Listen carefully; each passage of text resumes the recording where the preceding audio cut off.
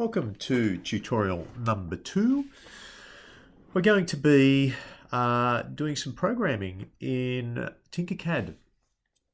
And what we're going to be doing is just going to the Tinkercad website, and you've hopefully created an account.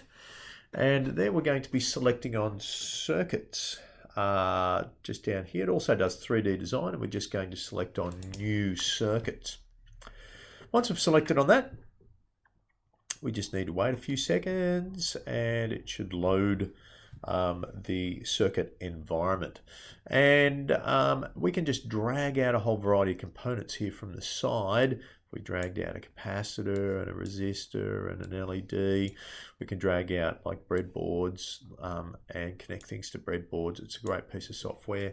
It's going to delete all those. We don't need any of those. But we will need the breadboard.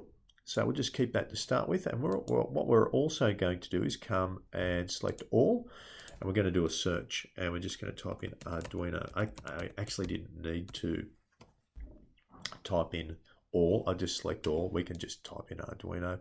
We're going to drag that out, and that's an Arduino Uno. It's going to be different to what we're using, but it's going to give us an understanding into how to program as well at the same time. I'm going to swap these around a little bit. So I'm going to pop this down the bottom here and move this over to the side. And I'm going to add some components. So I'm just going to go basic components at the start. And I need an LED, which I'm just going to pop in just here. And I'm going to get a resistor. Now, a resistor is going to, as you know, protect this LED from blowing. And I'm going to set the resistance to this. So to set the resistance, I come over here to the kilo ohm, change that to just ohms, and I'm typing in 180. Anywhere between 180 to 330 is what you can basically use for 5 volts that we're going to be getting out of the Arduino. So that'll make more sense as we go through. I'm going to type in 180, and you can see the colors are changing. Let's see that again. I'm going to type in 220. Oh my goodness, the colors changed. Did you see that? That's just fantastic. So anywhere between those, I'm happy with 220. And I'm going to select on the Arduino, not on the Arduino, on the resistor, and I'm going to press R on the keyboard, and that's going to rotate it. I'll then just move it over here to the side. Boop.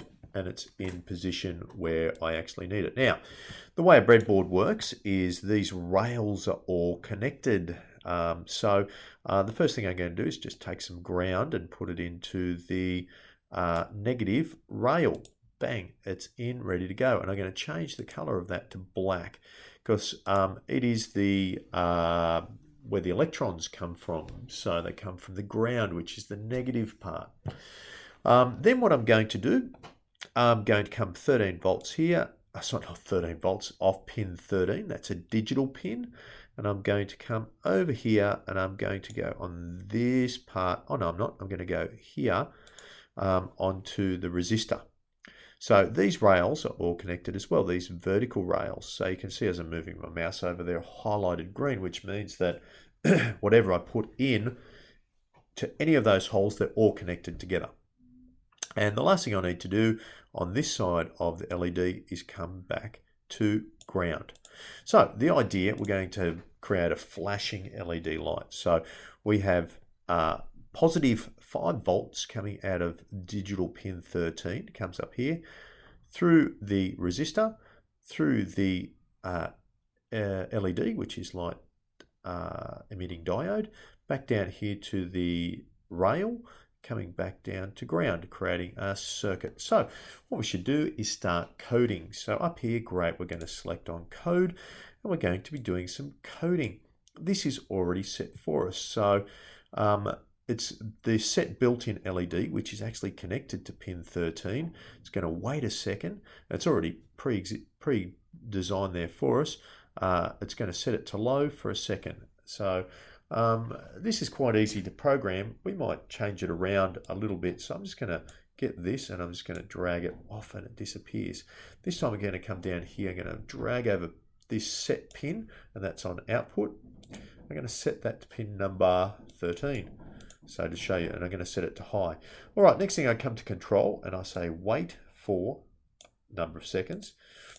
In that box there, I'm going to put 0.5 seconds.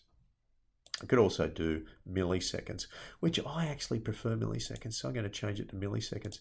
What I'm saying here is 500. That's half a second in milliseconds. Milli means 1,000th of. Okay, next one we're going to do is back to output, and I'm going to drag this out again, chunk, and I'm going to select pin number 13 again, chunk. And it's very important to say chunk as you do it because it really does help.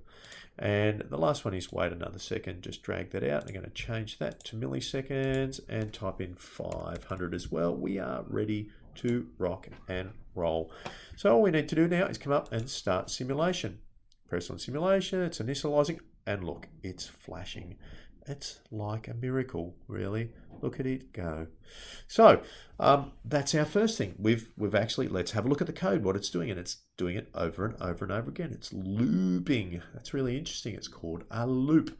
So it's going to pin number 13. What's it doing? It's giving us a positive voltage. It's going through our resistor, up through our LED, back down to ground. And it's doing that, turning it on for half a second, then off for half a second, then on half a second. So it's doing this loop, loop, loop, loop, over and over again. Let's stop that simulation. Let's make this for reals people. So in the next tutorial, we're going to be learning how to put this together in a circuit board. That's the end of this tutorial.